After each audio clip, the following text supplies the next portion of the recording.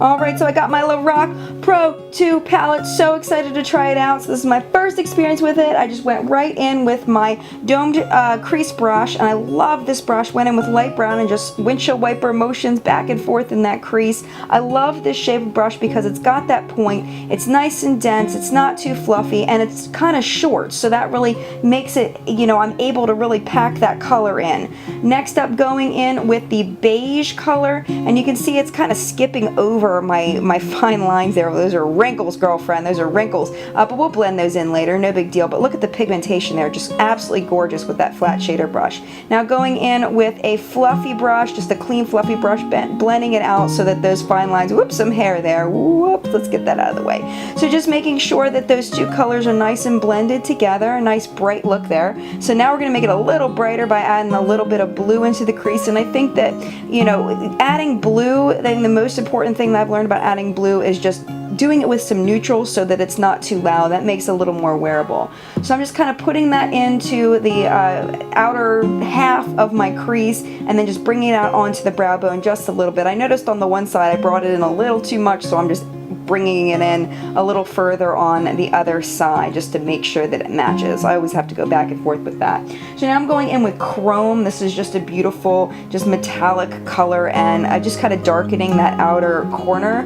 I noticed this has more brown in it than I expected, but you know, it works, I think, darkening it out. I'm just kind of making that outer corner darker so that the inner corner pops a little more. So now I'm I'm blending up just that dark blue, making sure that's nice and blended, making sure that chrome is blended in with the beige.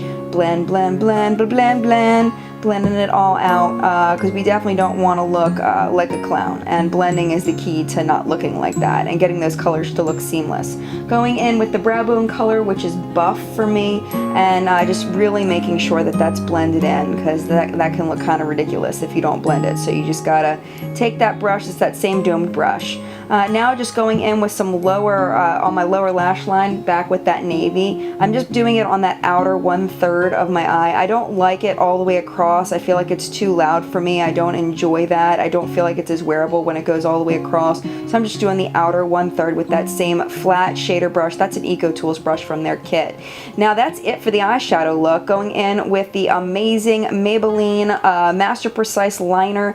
Now I am used to using this without having to hold a mirror, so this was really tricky for me to do this one-handed. I usually kind of pull my eye taut with the one hand and then draw with my other hand. So this was very challenging to do on camera in this particular instance. So you can see I'm just having a little bit of trouble, but it's working out. Got that little wing, flippy. And this side works out pretty good. I do have a little bit of trouble with the other side that you'll see in a minute. So initially it's going on pretty well. I'm staying really close to that lash line, starting in the middle, working my way out, trying to do that wing, not doing too well. So I decided to go into the inner corner and just make that really, really thin in the inner corner. Kind of trying to bring that wing out, but it kept getting stuck on my skin that's not very taut on my eye anymore, and it just kept getting stuck in it, which wasn't drawing the way I wanted it to. So I just went over to my mirror, I broke down and just did it with the two hands the way that I normally do. So I'm sorry that you can't see exactly what I'm doing, but you saw it on the right side, so it was the same thing on the left side. I hope you forgive me. Alright, I forgot one more thing. So I looked again and I saw that that chrome was just a little too nude for my liking. I really wanted my eyes to pop and that contrast between the blue and my lid color, so I added some silver over top of that chrome because it just wasn't the way that I wanted it to look. Now I am very happy with the look, much, much better. Going in with my sample size of the Better Than Sex mascara. This is the second time that I've used it, and it's a pretty nice mascara. It separates my lashes pretty well, doesn't clump them together.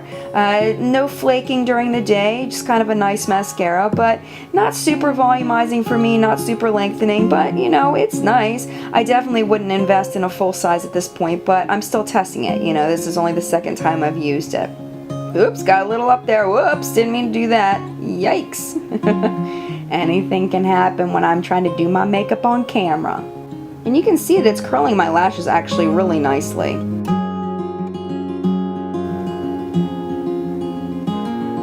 But still not my favorite mascara. As I go into the second coat, just not seeing a huge difference. I mean, it's a nice mascara. I'm not going to complain about it, but I'm not going to rave about it either, at least so far. So this is the finished look. My eyebrow's a little wonky there, oops, but that's okay, y'all forgive me. But that's kind of how that came out, and I hope you enjoyed this little tutorial slash getting ready with me look. You know, and if you have any questions about how I did things, what kind of brushes I use, feel free to leave those questions down below. Thank you so much for watching. Mad love to you, my friends, and I will see you in the next video. Bye!